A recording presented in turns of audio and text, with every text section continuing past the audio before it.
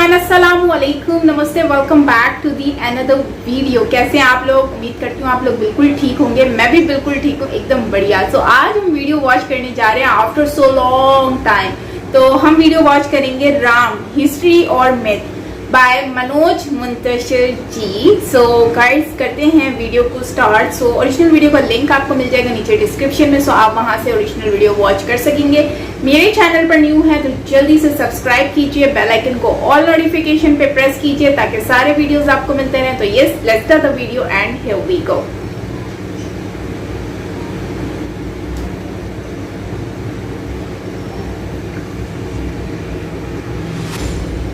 ये राम को मिथक कहते हैं और जीसस को इतिहास।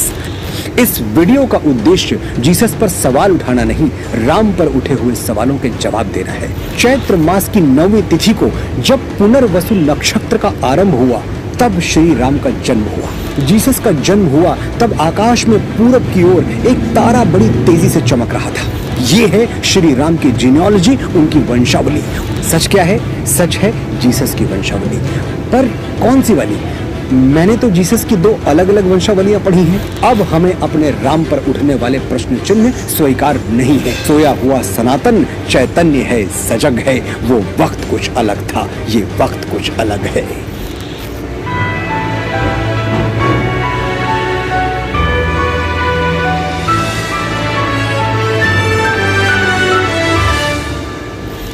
श्री राम नवमी आने वाली है।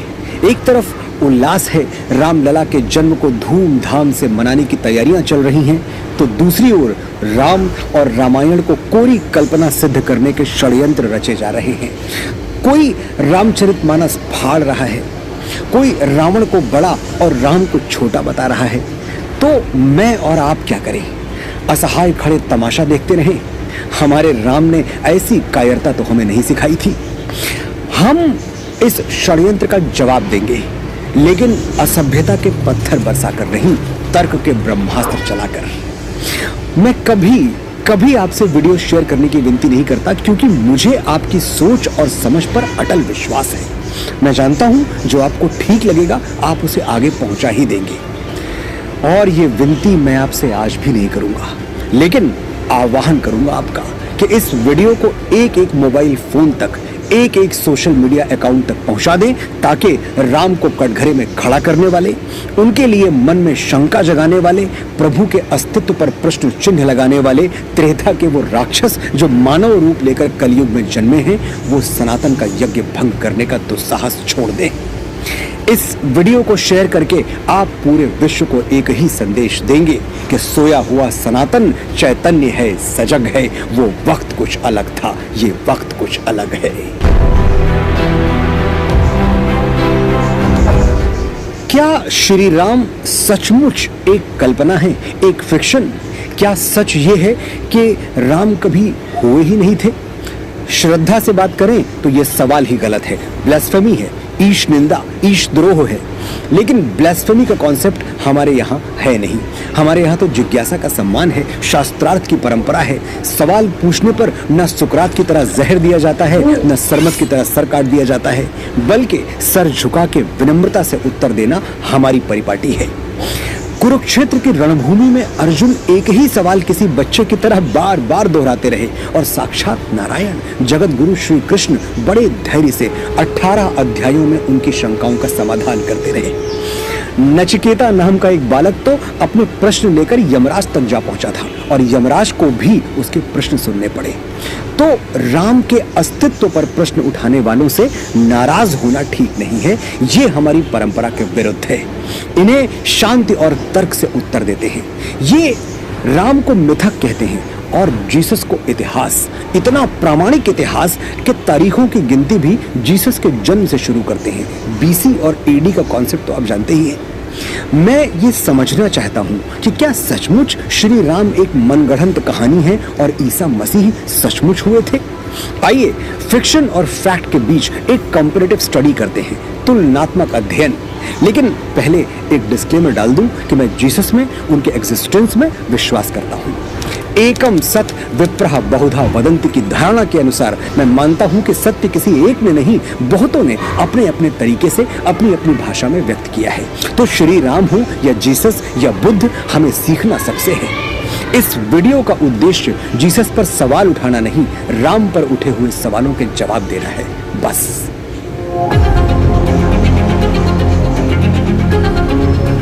श्री राम की कथा महर्षि वाल्मीकि ने लिखी और क्राइस्ट की सारी प्रामाणिकता मैथ्यू, मार्क, ल्यूक और जॉन के संदर्भों पर टिकी हुई है। जन्म से शुरू करते हैं। महर्षि वाल्मीकि लिखते हैं कि चैत्र मास की 9वीं तिथि को जब पुनर्वसु नक्षत्र का आरंभ हुआ, तब श्री राम का जन्म हुआ। और जीसस एग्जैक्टली कब जन्मे थे? दिन और तिथि तो छोड़िए, महीना, मौसम या साल भी मैथ्यू, मार्क, ल्यूक और जॉन ने कहीं नहीं बताया। मैथ्यू ने यह जरूर कहा है कि जब जीसस का जन्म हुआ तब आकाश में पूरब की ओर एक तारा बड़ी तेजी से चमक रहा था। बस इतना ही, कोई और डिटेल कहीं नहीं मिलता है। श्री राम अयोध्या के राजमहल में मां कौशल्या की कोख से जन्मे, ये मनगढ़ंत कहानी है। जीसस वर्जिन मैरी से जन्मे, शायद किसी गुफा में, ठीक से पता नहीं है। कहीं बेथलेहम के आसपास, एक्यूरेसी नहीं है, डिटेलिंग नहीं है।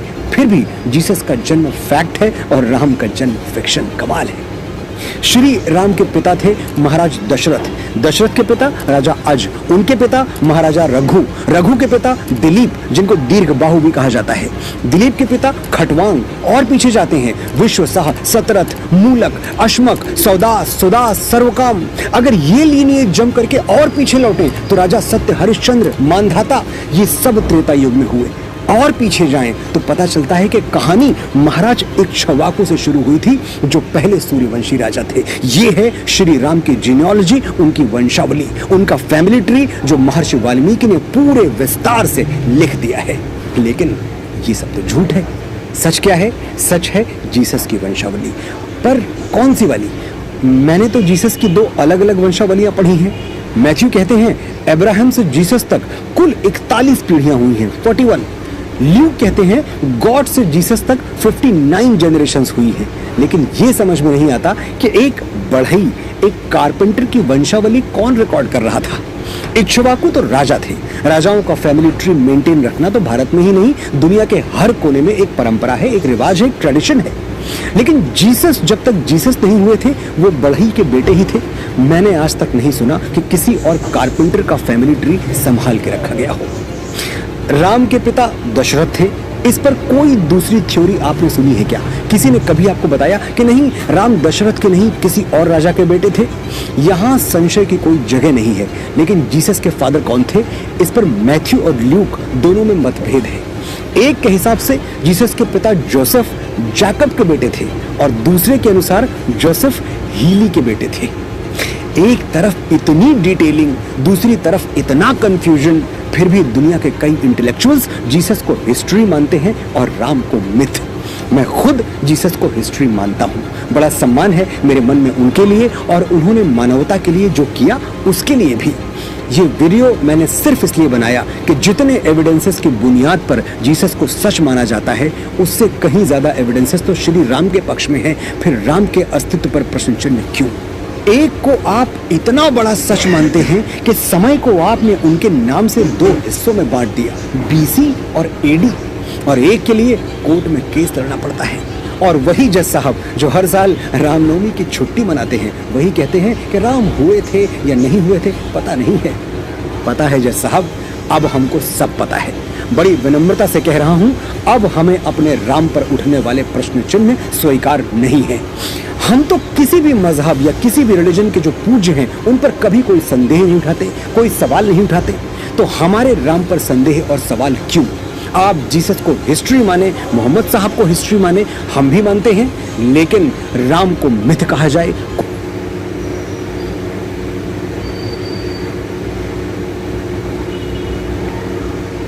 तो फ्रेंड्स, से ये वीडियो एंड होता है। अच्छा, ये वीडियो बहुत ही अच्छा एक टॉपिक है जिस पे इन्होंने डिस्कशन किया है कि मोस्टली जो लोग हैं वो शायद जो हैं वो राम जी के लाइफ के ऊपर, उनके कैरेक्टर के ऊपर बहुत ज़्यादा उंगलियां उठाते हैं ना, तो उसके हिसाब से ये एक जवाबी मतलब एक मैसेज है समझो उन लोगों के लिए जो लोग इस चीज़ पे जवाब देते हैं, मतलब क्वेश्चन मार्क करते हैं कि भाई क्यों है ऐसा।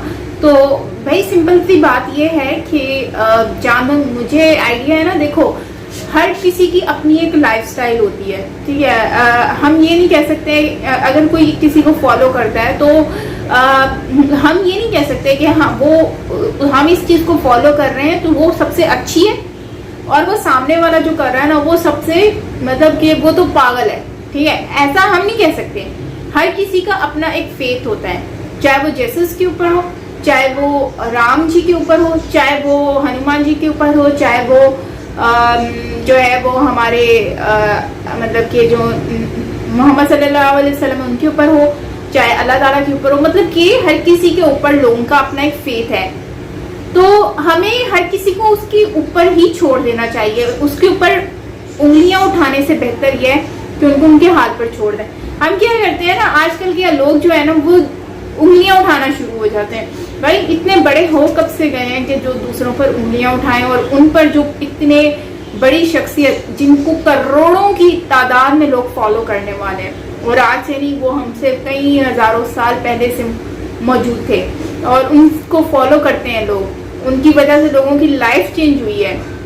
राम जी जो है वो उनकी एक बहुत ही दिल से रिस्पेक्ट है, और उनके लिए ये लोग जो उंगलियां उठाते हैं मैं समझती हूँ वो जेलस होते हैं और वो नहीं चाहते कि मतलब कि उनको कोई पूजे या फिर उनकी कोई इबादत करे या फिर उनको उनकी आरती करे या उनके लिए कुछ भी। क्योंकि आजकल मैं देख रही हूँ कि पूरी दुनिया में सनातन धर्म को काफ़ी ज़्यादा फॉलो किया जा रहा है, और जितना स्पीड से वो फॉलो किया जा रहा है, और इवन अफ्रीका में जितनी तेज़ी से सनातन धर्म जो है वो आगे बढ़ रहा है, तो इससे लोगों को शायद लग रहा है कि वो लोगों को अच्छा नहीं लग रहा, सूट नहीं कर रहा, तो इसी वजह से वो कहीं ना कहीं से निकालने की कोशिश कर रहे हैं खामियां।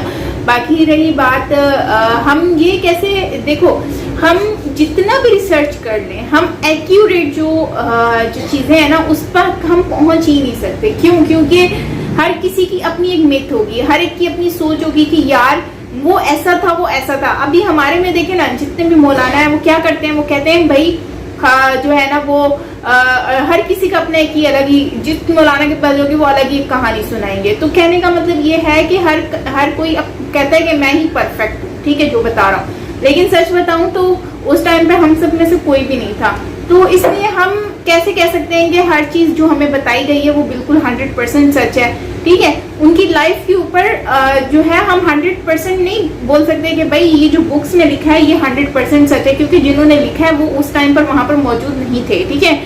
तो कहने का मतलब ये है कि कुछ माइंड से भी काम करना पड़ता है, कुछ पढ़ना भी पड़ता है, कुछ सोचना पड़ता है, कुछ नॉलेज गेन करनी पड़ती है, रिसर्च करनी पड़ती है, तो इस तरह से होता है। तो खैर ओवरऑल अच्छा लगा कि इन्होंने काफ़ी डिटेलिंग से क्लियर किया और बताया। तो बाकी हर मज़हब के लिए बस रिस्पेक्ट होनी चाहिए दिल में, और क्वेश्चन मार्क करने, किसी के ऊपर पॉइंट आउट करने से या किसी को बुरा भला बोलने से या हंसने से, ताना कसने से बेहतर यह है कि अपने ऊपर फोकस किया जाए, तो वो ज़्यादा बेहतर है। तो राम जी की पर्सनैलिटी बहुत अच्छी है, और उनकी ऊपर मतलब कि कोई ताने कसे या फिर उंगली उठाए तो ये बात मतलब मुझे भी अच्छी नहीं लगी कि इस तरह से कोई अगर जो बोलता है उनसे रिलेटेड किसी भी चीज़ के ऊपर, तो ये एक अच्छी बात नहीं है। बाकी रही बात मतलब कि पैदाइश की, तो भाई ये तो किसी को भी पता नहीं है। टू बी ऑनेस्टली हम लोग सब लोग रिसर्च ही करते हैं, तो उस टाइम पर कोई मौजूद नहीं था। अब जो भी बता रहा है वो पढ़ के बता रहा है, ठीक है, तो उसमें कोई 100% सच सही नहीं हो सकता। लोग ये कहेंगे नहीं हम 100% सही बोल रहे हैं, तो नहीं भाई, आप कहीं ना कहीं गलत भी हो सकते हो, ठीक है, क्योंकि हम उस टाइम पर नहीं थे, सही है। तो उस लिहाज से तो इसलिए बेहतर है कि फोकस किया जाए खुद पर, और कीड़े उंगलियां और ये कीड़े निकालने से बेहतर है चीज़ों पर फोकस करें। बाकी आप क्या कहेंगे इसके ऊपर कमेंट में ज़रूर बताएं, और अगर मेरा कोई रिव्यू इसके ऊपर बुरा लगा हो आप लोगों को तो उसके लिए दिल से माजरत भाई। और आप लोग भी इसके ऊपर उसको एक्यूरेट कर सकते हैं नीचे कमेंट सेक्शन में, मुझे अच्छा लगेगा, बुरा नहीं लगेगा।